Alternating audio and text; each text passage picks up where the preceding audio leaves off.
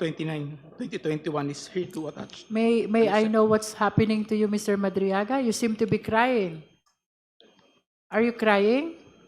I These just remember portions one of the affidavit, the resource person, Ramil Madriaga, is breaking into tears. Can we go back to no, about why you are crying on this part of the affidavit? Hi MGA Boss, huwag niyo kalimutan mag-like, share, subscribe para lagi kayong updated mga boss sa mga balita sa ating bansa. Kaya ano pa, back to the news, mga bossing. Si Madriaga ay nagsalita na at naging emosyonal sa harap ng kamara. Naiyak siya habang nagkukwento tungkol sa mga Duterte at talagang dapat itong panoorin ng lahat. Bago simulan ang video, huwag kalimutang mag-like, mag-share at mag-subscribe, mga boss. Ramil L. Madriaga of legal age, Filipino and with address at care of Annex 2 BJMP Camp Bagong Diwa, Taguig City. After having been duly sworn in accordance with law, do hereby state 1. I am currently a detainee at Camp Bagong Diwa, Taguig City for charges of kidnapping, criminal case number RMNL-22-05157-CR and R-MNL-22-05158 pending before the Regional Trial Court, Branch 21, RTC Manila. 2. On November 29, 2025, I executed an affidavit which was subscribed and sworn to before Attorney Cynthia Biñas Pentonal on the same day. In my affidavit, I narrated my involvement with then President Rodrigo Roa Duterte, PRRD, his daughter Sara Duterte, Sara, other members of their family, and their close associates.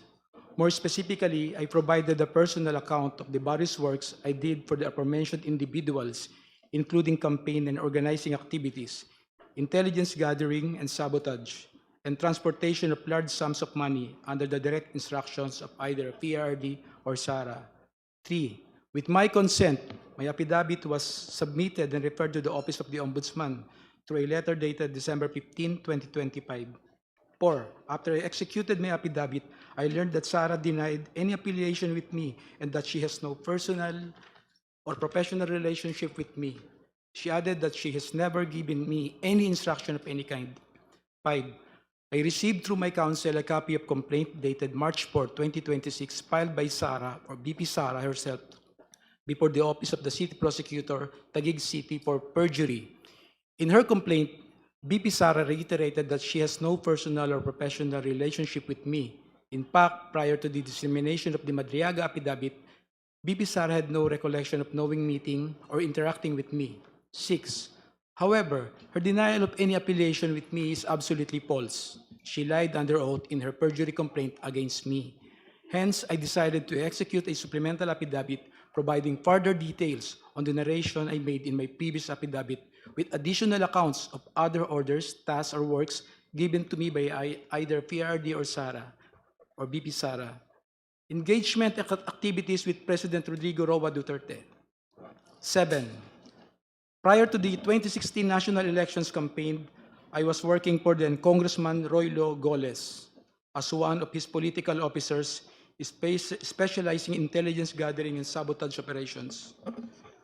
Congressman Goles decided to support the candidacy of PRRD.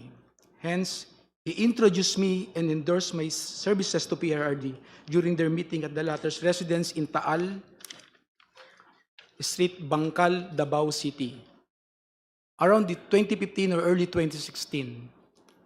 He mentioned to PRRD that I was previously under detention and that I later survived death row. Congressman Goles also added that I am his #1 asset in the National Security Council during his time as National Security Advisor. 9. When PRRD was elected president, Cong Goles' brother, Ferdinand Goles, was appointed as a member of the Board of Directors or the Basis Conversion and Development Authority, BCDA. On the other hand, PRRD directed me to serve as a counterintelligence agent for the National Security Council. 10. However, I was never under the employ of the Office of the President or any government agency. Instead, I was directly employed by PRRD. I received my salary from a certain Canlas, a PNP officer, previously from Davao, at the start of every month in the amount of 100,000 pesos to 150,000 pesos in cash. 11.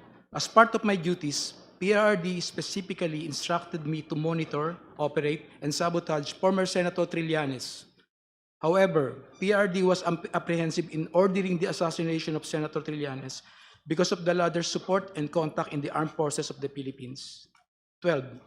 Sometime in 2018, PRD asked BP Sara, to go to his home in Taal Street, Bangkal, Davao City, to discuss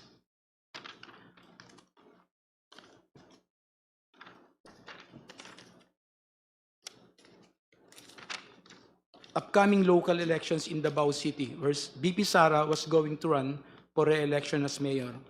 During this meeting, PRRD introduced me to Sara and told me, Ram, ikaw na bahala kay Inday. Since then, I've frequently met and discussed with BP Sara, then Mayor Sara, regarding various matters. However, she gave me strict instructions that all conversations should be done as much as possible by call and minimize text messages. 13. Furthermore, PRD also asked me to profile individuals associated with BP Sara, then again Mayor Sara, because she is his favorite among his children.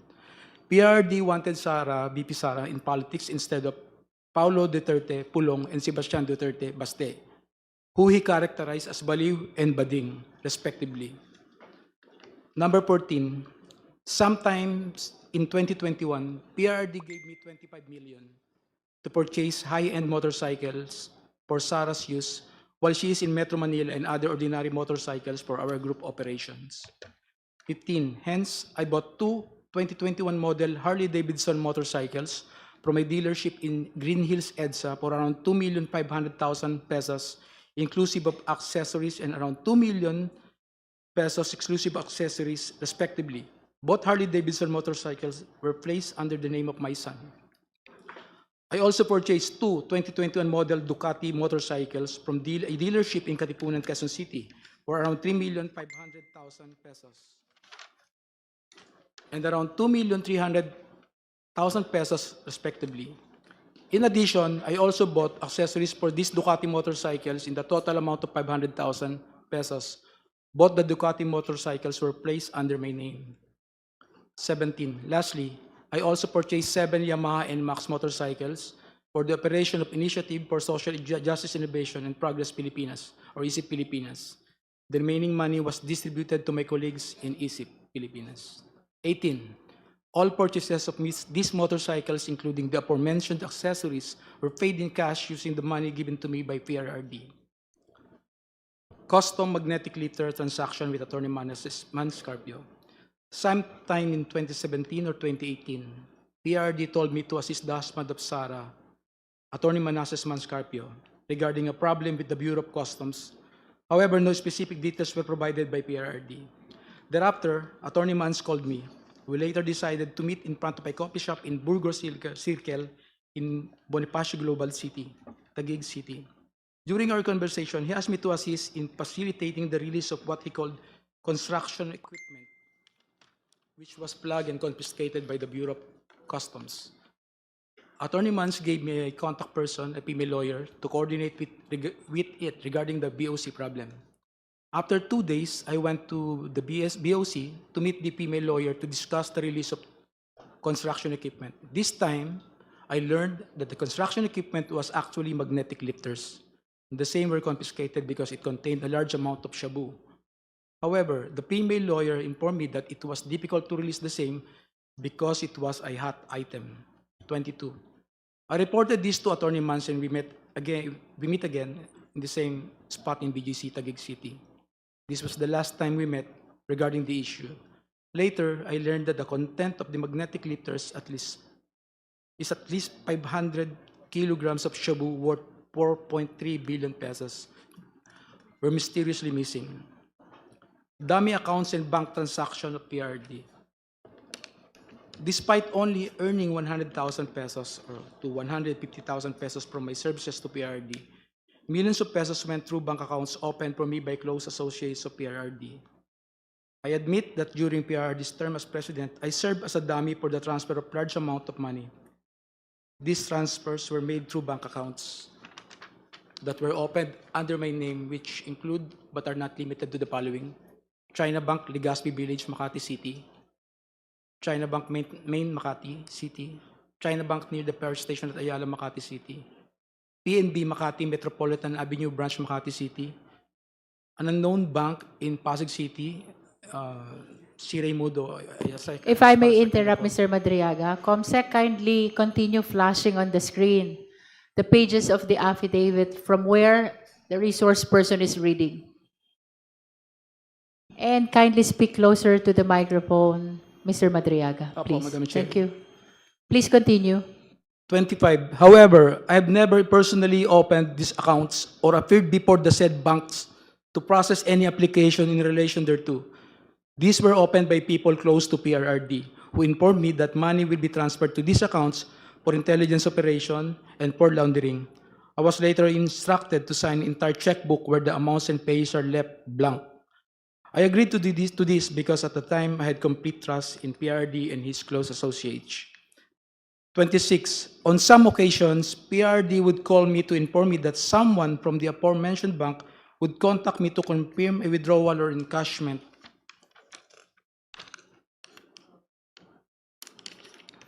Of checks. There were also instances that where PRD would instruct me to personally visit the said banks to pick up the money and bring it to Malacanang or to the designated individuals.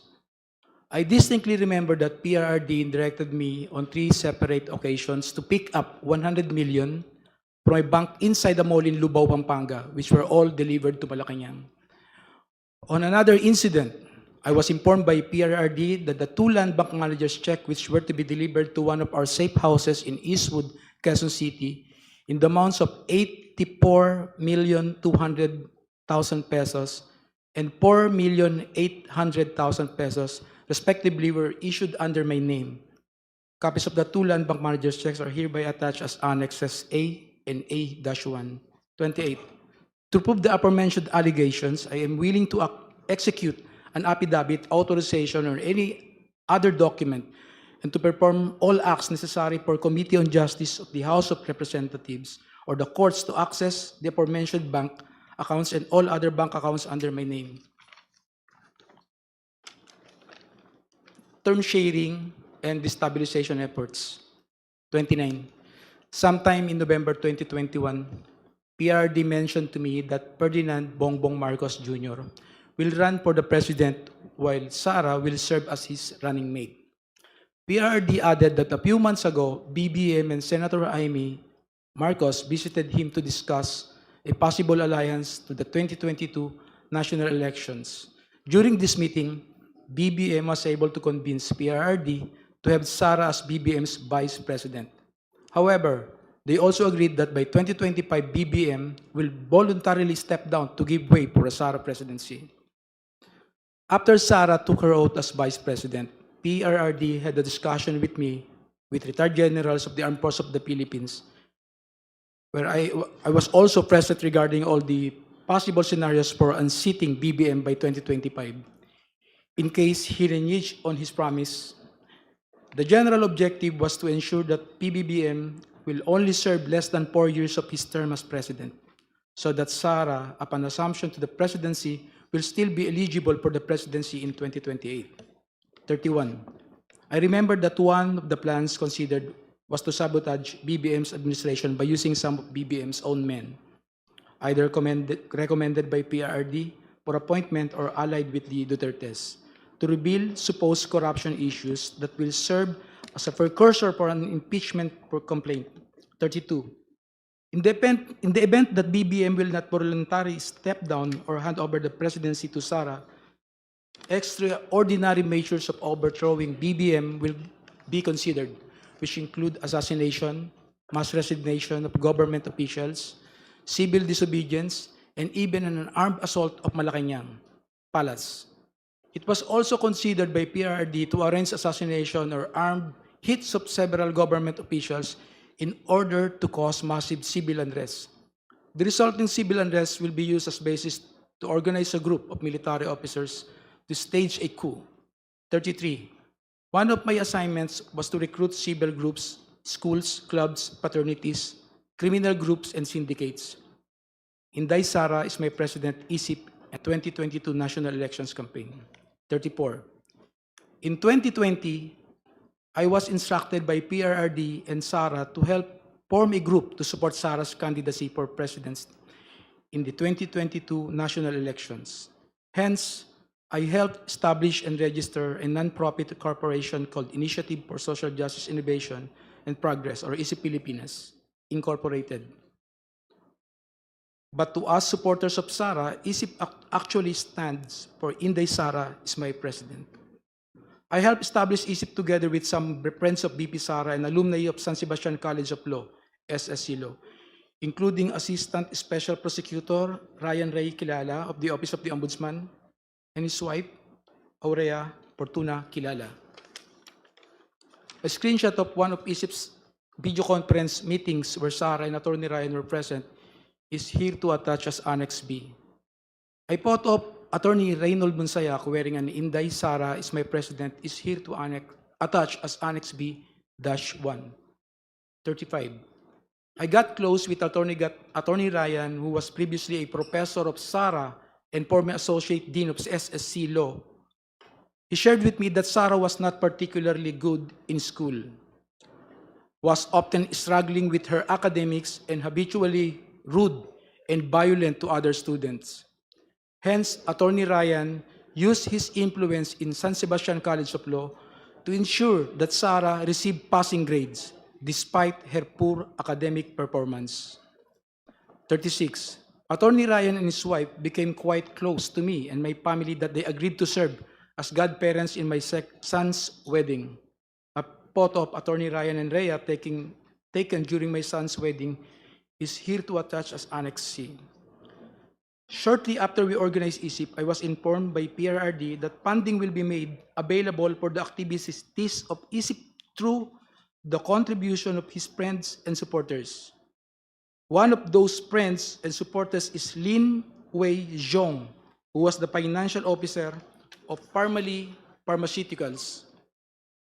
Sometime in June or July 2021, PRD informed me that someone will call me to directly coordinate the turnover of 175 million to fund ISIP's organizing efforts, promotional and campaign activities. Thereafter, a man called me to proceed to the basement parking of Seda Hotel, Quezon City, to pick up the said amount.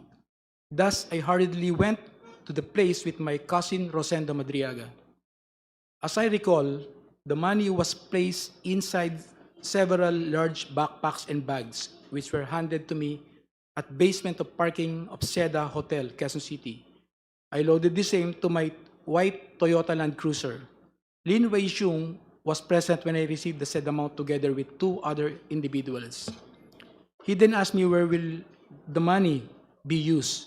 I informed him that this will be used to fund election of Sara, to which he replied, good, good. 40. I directly brought this money to my house for safekeeping. Thereafter, I used this money to fund the campaign activities of ISIP across the country and to establish, organize, and maintain its chapters for the purpose of promoting Sara's presidential bid in 2022 national election.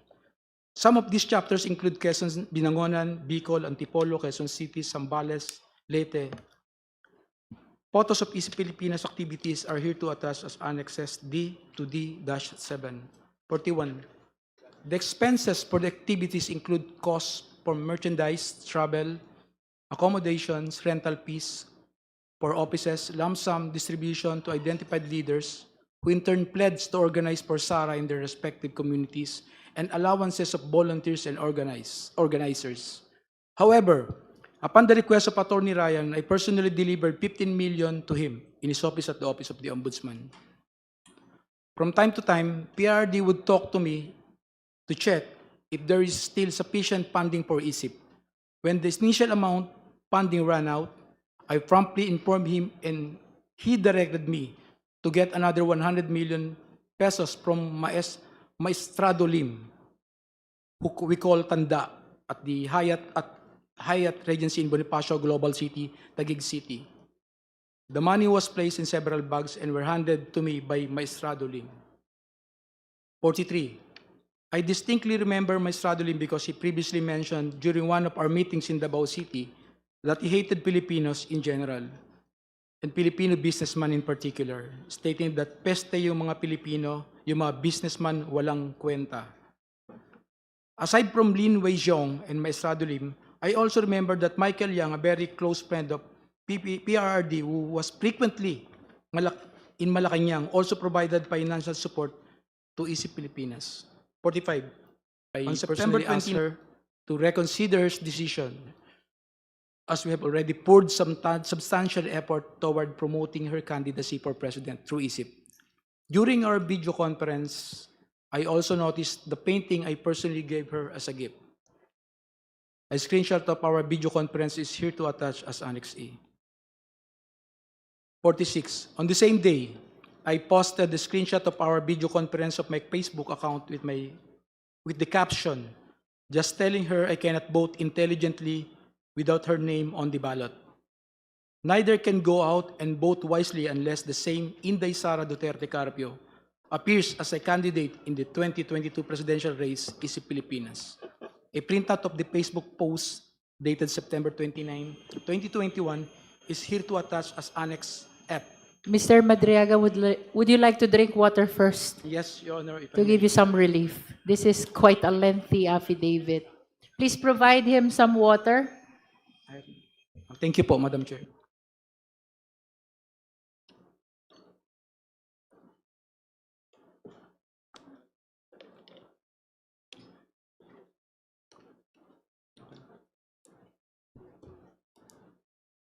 Can I proceed na, Madam Chair? Yes, you may.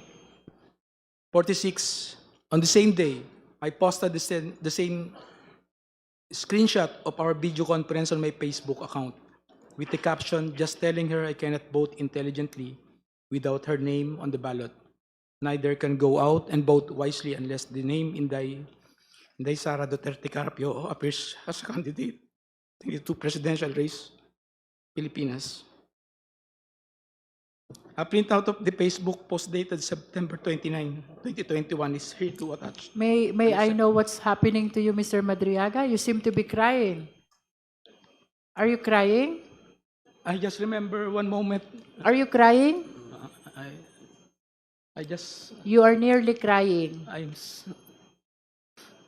May I just put it on record that while reading these portions of the affidavit, the resource person, Ramil Madriaga, is breaking into tears. Can we go back to where you felt frustrated and you're nearly crying? Which part of your affidavit is that? Can we go back to that? Number 46 po, Madam Chair. Number 46. Let's go back to number 46. Okay, you may read from 46, Mr. Madriaga.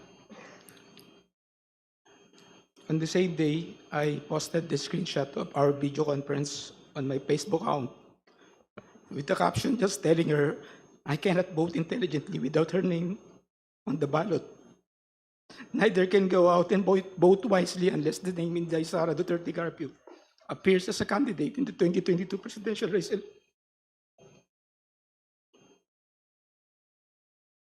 47. Would you like to say something No, about why you are crying on this part of the affidavit? hindi naman, malungkot lang po. Malungkot. Okay, please proceed.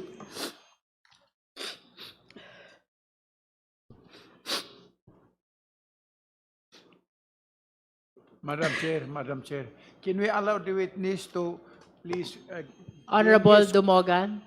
Thank you, Madam Chair. Can we allow the witness to please get his Yes. composure before he will continue? Yes, we are temporarily suspending to give time to Mr. Other concerns about the affidavit? What's the pleasure of the Honorable Ridon? Because it is on your motion, on your request that Mr. Madriaga is reading this affidavit that causes him to cry a lot. I think we have to let him finish the affidavit, the reading of the supplemental affidavit until the very end, Madam Chair. And he should be allowed to proceed as soon as he has composed himself. Madam Chair. May I proceed, Madam Chair? Are you ready? Opo, Madam Chair.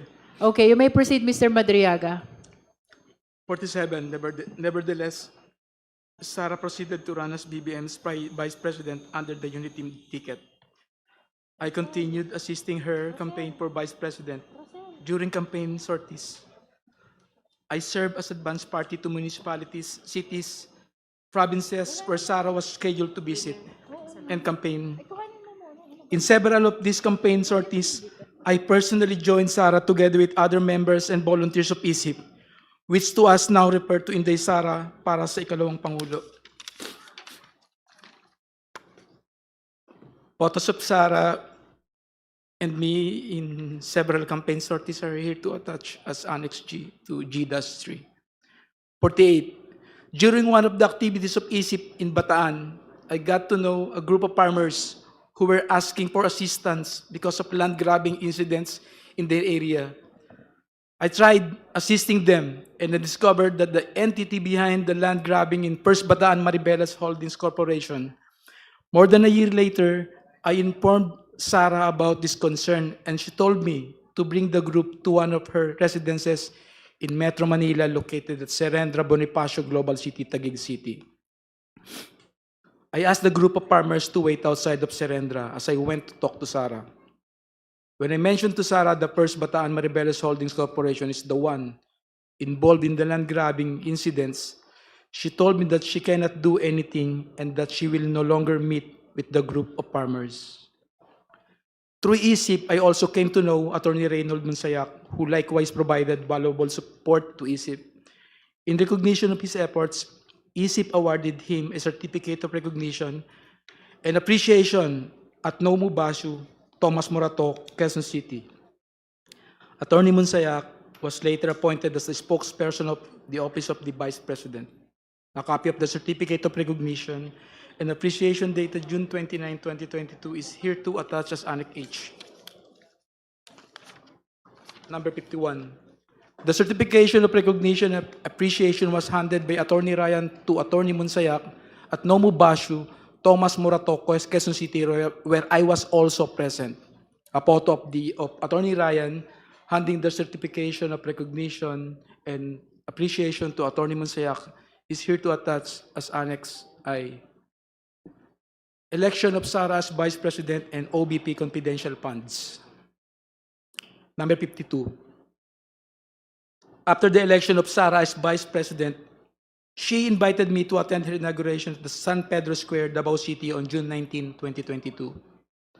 A photo of Sara and me during her inauguration in Davao City is here to attach as Annex J. A photo of an email thanking me for my attendance during her inauguration in Davao City is here to attach as Annex J-1. Number 53. I was then tasked to provide security intelligence work through the formation of Vice Presidential Security and Protection Group. During this time, I introduced and recommended Colonel Dennis Nolasco, one of my best students in the Presidential Security Group,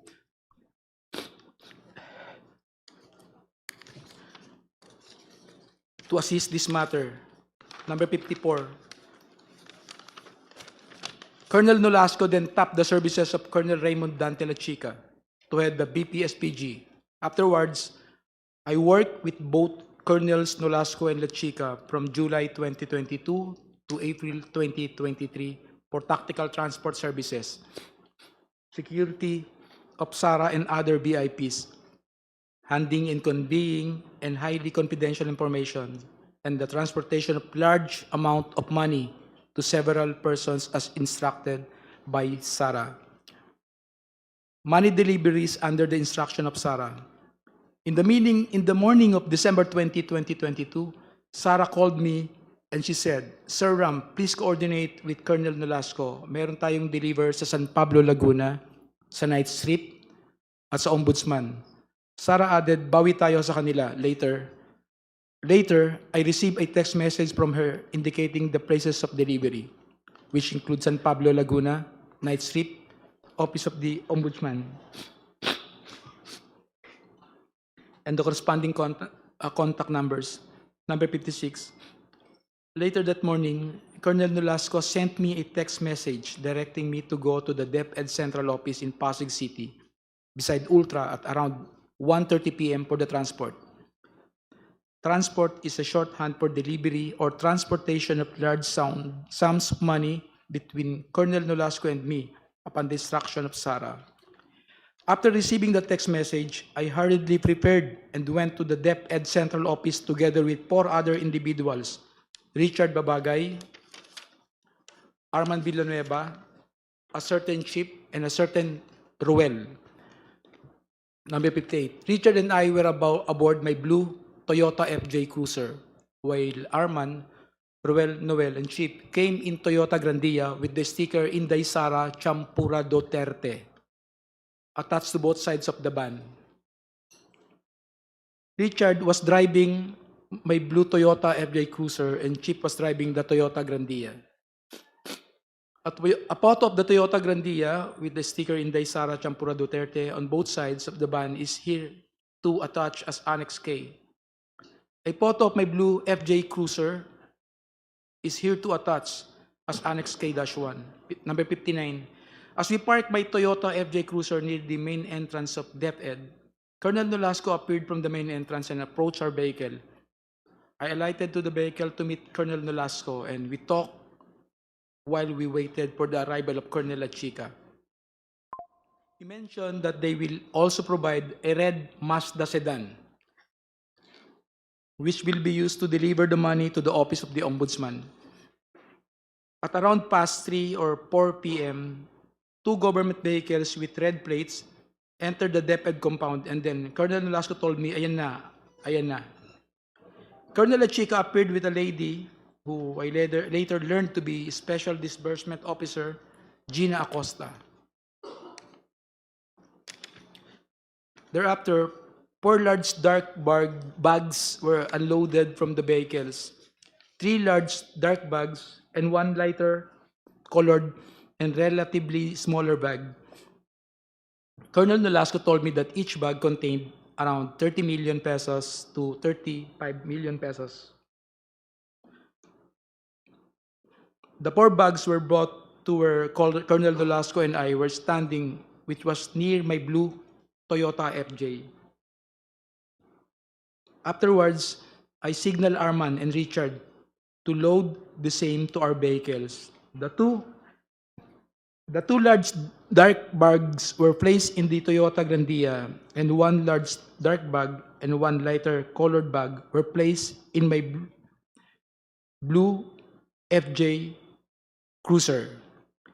The bags loaded to the Toyota Grandia were to be delivered separately to San Pablo, Laguna, and Nomu, Bashu, Tomas Morato, Quezon City on the same day.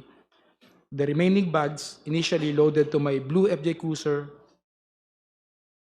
were immediately transferred to the red Mazda sedan prior to our departure from the DepEd compound and were to be delivered to the Ombudsman parking lot the following day. Then, the red Mazda sedan proceeded directly to my residence in Cainta, Rizal, and was driven by Noel. Before leaving DepEd Central Office, Colonel Nolasco told me to get my share from the said bags, and he and Colonel Lachica have already taken theirs. Hence, I took 1 million pesos for myself from the lighter colored bag loaded to the red Mazda sedan. That's when I verified that the contents of the bags were bundles of cash in 1,000 denominations and packed in stacks of 1 million pesos, each tightly sealed in transparent plastic.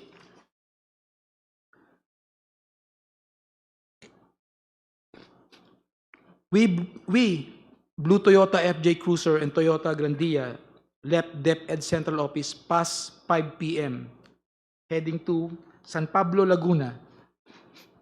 As we approached Laguna, I called the contact number provided by Sarah, informing the designated recipient that we are on our way. However, I was directed to proceed to Cabuyao, Laguna instead. We arrived in Cabuyao, Laguna past 8 p.m. and were then instructed to proceed to an area inside the industrial park to meet individuals who were designated to receive the purse bag for a politician in Laguna. As we approach the designated place, I can clearly see from our vantage point an SNR membership shopping establishment. Upon arrival, I immediately saw 3 persons standing in wait beside the dark sports utility vehicle. One of them proceeded to the Toyota Grandia and took one of the bags. We immediately left after the delivery of the first bag. 65. Thereafter, we proceeded to Nomu Bashu, Tomas Morato, Quezon City, a comedy bar we call the Night Strip, frequented by SSCLO alumni including Attorney Ryan and Attorney Monsayak. 66. I am quite familiar with Nomu Bashu because I had previously visited it several times in relation to my work with SARA and ISIP Pilipinas. In fact, this is the same place where ISIP gave Attorney Monsayak a certification of recognition and appreciation. We arrived at Nomu Bashu around 12 midnight. I went inside the establishment with Arman, who was carrying the second bag.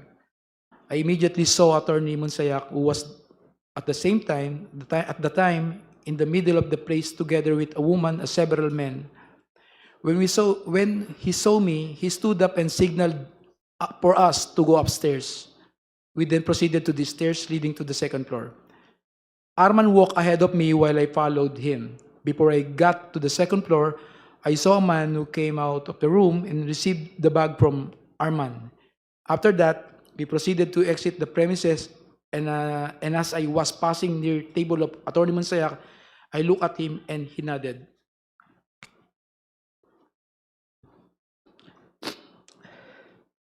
And we completed the delivery to Nomu Bashu. We stopped to eat around the area while eating. I told Arman and Richard to meet me at my house in Cainta, Rizal, later that day at 8 a.m. Number 70. At around 8 a.m. the same day, the team met in my residence at Cainta, Rizal before we traveled to the last location, OMB parking area. This time, however, we only used my blue Toyota FJ Cruiser and the red Mazda sedan, where the remaining 2 bags were previously placed. We left my residence at around 8:30 a.m. Richard was driving my blue Toyota FJ Cruiser, while Arman and another person, Noel, and he brought along were aboard the red Mazda sedan.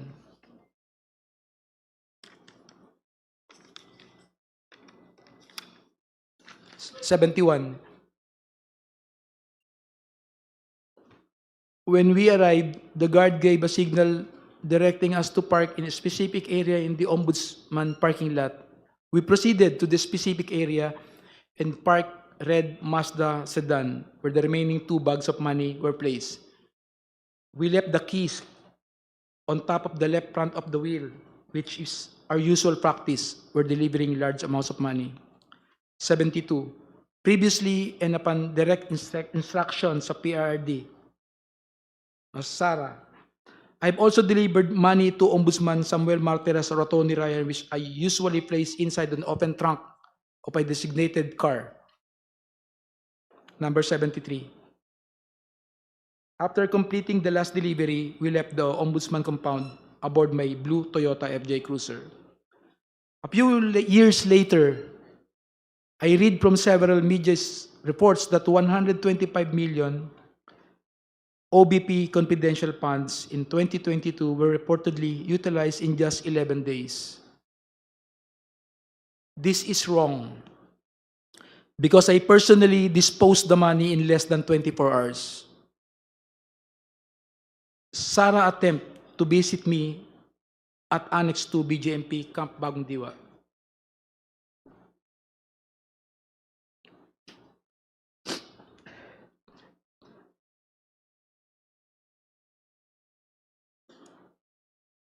You can Numbers- drink some water, Mr. Yes. Madriaga. Yes, if I- Drink some water.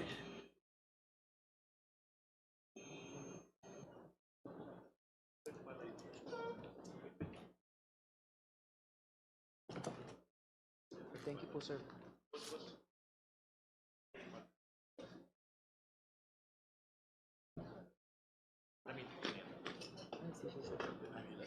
issue.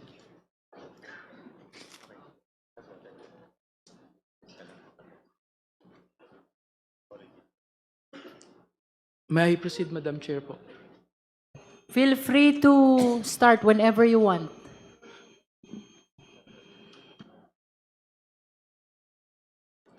Number 74. A few years later, I read from several media reports that the 125 million pesos OBP confidential funds in 2022 were reportedly utilized in just 11 days.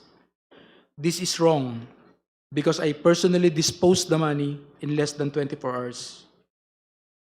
Sarah's attempt to visit me at Annex 2, BGMP Camp Bagundiwa. Number 75. Sometime in October 2025, after I got arrested for alleged kidnapping, I was called by Jail Warden Jose Marie Sabiniano in his office. As I made my way to the office of Jail Warden Sabiniano, I was surprised to see Sarah through the metal railings of the passageway. She smiled and waved at me. Number 76. When I entered the office of the jail warden, Sabiniano, he asked me if I know Attorney Joyce. I replied, Joyce dapat, and jail warden Sabiniano handed me a phone. When I said hello, I recognized the voice of Sarah, and she asked me about my well-being and conditions inside the detention facility. She was also apologetic for failing to do something or assist in my ongoing criminal case. 77. Frankly, I felt bad and disappointed given that Attorney Harry Roque filed the case against me in retaliation after I tried to expose his land-grabbing activities in Maribeles, Bataan, together with his Philippine offshore gaming operator partners. As I previously mentioned, I was merely trying to assist the farmers of the said area who were supposed to be awarded of their certificate of land ownership awarded by the Department of Agrarian Reform, but fell victim to Attorney Harry Roque's activities. Attorney Roque and his POGO partners wanted to convert the said place into a POGO hub after he facilitated the transfer of at least 60 land titles to First Bataan Maribeles Holding Corporations. In fact, Danny Corral, President and Chief Executive Officers of First Bataan Maribeles Holding Corporations, is also an incorporator of Lucky South 1999 Outsourcing Incorporated and Lucky South 1999 Corporation, which were involved in POGO operations in Pampanga. Number 80, more importantly, I felt betrayed that despite all my efforts to support Sarah, to the extent of even committing high-risk acts for her and her family, she did not lift a finger to stop Harry Roque, who is her known ally and supporter, from filing the unfounded kidnapping case against me. In witness hereof, I have here and to set my hand this April 2026, April 11, 2026 in Taguig City. Appointed, signed, Ramil Madriaga. That will be all your, Madam Chair. Thank you, Mr. Madriaga. Are you okay? Yes, Madam Chair, I'm okay. You think you are in the best position now to give your testimony? Yes? Yes, Madam Chair. You want a house doctor to check on you first before we continue? No, okay You're lang po. okay? I'm okay, Madam Chair. Okay. Thank you. Are you ready for clarificatory questions on your affidavit? Yes, Madam Chair. All right. Thank you. Now we recognize again the Honorable Terry Ridon. Madam Chair, The Honorable Abante, is that a point of order? no, it's just, With the indulgence of Congressman Yes. Ridon, you may Please. proceed. may I just be allowed to also ask after Congressman Riton some questions? As After I have Congressman mentioned Ridon. that in my manifestation. Thank Yes. you, Mr. Chair.